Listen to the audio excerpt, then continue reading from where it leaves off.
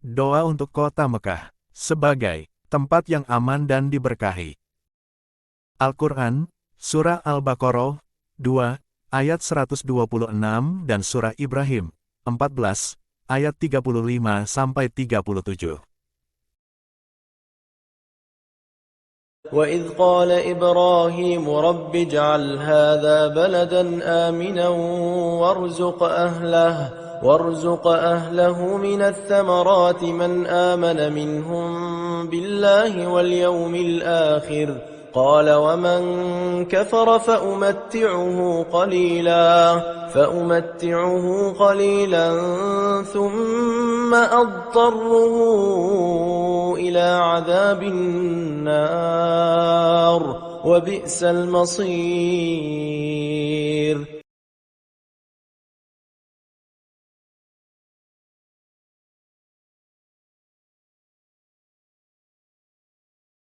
Dan, ingatlah, ketika Ibrahim berdoa, "Ya Tuhanku, jadikanlah negeri Mekah ini negeri yang aman, dan berilah rezeki berupa buah-buahan kepada penduduknya yang beriman di antara mereka kepada Allah dan hari kemudian."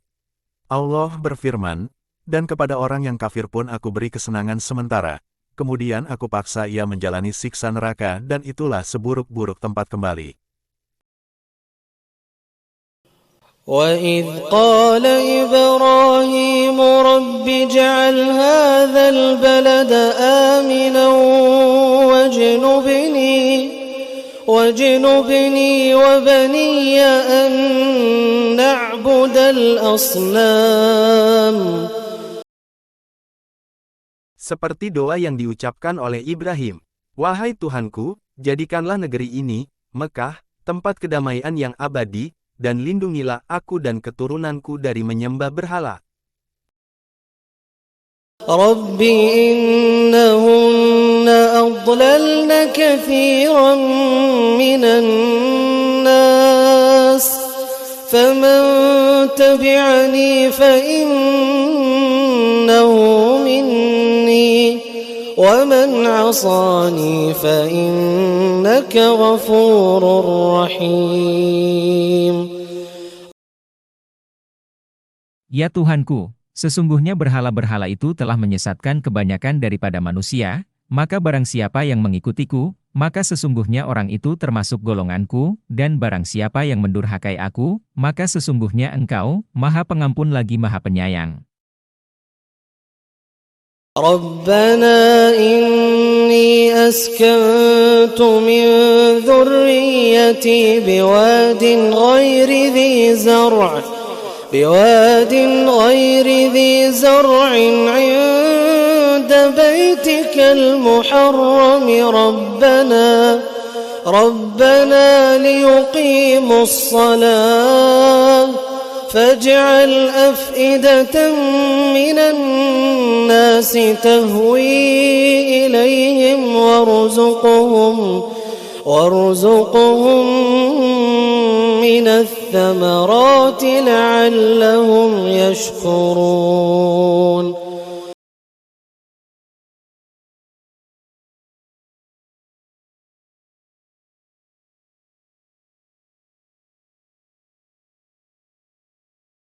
Ya Tuhan kami, sesungguhnya aku telah menempatkan sebahagian keturunanku di lembah yang tidak mempunyai tanam-tanaman di dekat rumah Engkau, Baitullah, yang dihormati. Ya Tuhan kami, yang demikian itu, agar mereka mendirikan sholat, maka jadikanlah hati sebagian manusia cenderung kepada mereka dan beri rezekilah mereka dari buah-buahan, mudah-mudahan mereka bersyukur. Kota Mekah. Mekah telah menjadi tempat yang aman sejak dulu kala. Mekah adalah daerah tandus yang dikelilingi pegunungan yang gersang. Wilayah ini tidak ada yang mengganggu sejak zaman dahulu kala. Ini merupakan berkah doa Nabi Ibrahim seperti tercatat dalam Al-Quran. Al-Quran, Surah Al-Baqarah, 2, ayat 126 dan Surah Ibrahim, 14, ayat 35-37. Nabi Ibrahim, alaihi salam diutus memang bukan untuk Mekah, melainkan untuk negeri Syam, yaitu Palestina, Suriah, Yordania, Lebanon, dan sekitarnya. Oleh karena itu, Ibrahim harus meninggalkan anak istrinya, Ismail dan Hajar, di lembah yang dalam benak manusia tidak menjanjikan, gunung bebatuan, padang pasir, dan pastinya berbagai binatang buas yang mengancam kehidupan Hajar dan putranya Ismail, alaihissalam. Ibrahim dengan berat hati meninggalkan kota tua itu. Dari balik sebuah gunung, dia pun berhenti sejenak, menengadahkan tangannya ke langit seraya bermunajat, meminta beberapa hal kepada Allah. Pertama, meminta agar Allah menjadikan sebagian manusia jatuh hati kepada kota itu. Fajal afidatan minan nas tahwi ilaihim. Demikian firman-Nya. Dengan doa itulah Allah membuka jalan bagi banyak orang untuk berkeinginan tinggal di kota Mekah tersebut. Tentu ada yang bermotivasi dunia, seperti untuk pekerjaan dan niaga.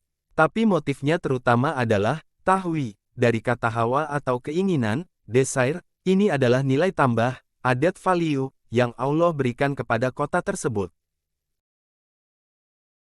Kedua, doa kedua Ibrahim memohon agar Allah memberikan rezeki berupa buah-buahan kepada kota Mekah. Tentu timbul pertanyaan di benak kita, kenapa buah-buahan di sebuah daerah, kota yang tidak ada air? Daerahnya berupa pegunungan batu dan gurun pasir yang kering. Secara logika, dari mana akan datangnya buah-buahan itu?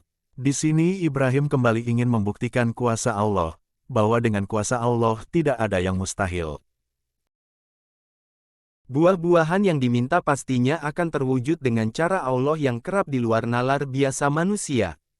Tapi makna yang terpenting dari doa tersebut adalah bahwa dengan hadirnya orang-orang bertempat tinggal di kota Mekah, Ibrahim tidak menginginkan mereka menjadi orang-orang yang papa dan miskin.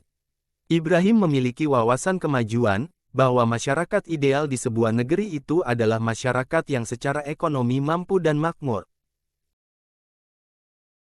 Hal tersebut menjadi pelajaran penting, juga bahwa dalam pandangan Islam, komunitas atau masyarakat yang dibangun itu harus kuat secara ekonomi. Seperti yang dilakukan oleh Rasulullah di Madinah dengan membeli pasar dari masyarakat Yahudi. Hanya dengan perekonomian yang kuat, komunitas Muslim akan kuat. Kuat secara politik, militer, bahkan menguasai media dan dunia. Salah satu hal yang kita bisa pelajari dari komunitas Yahudi dunia.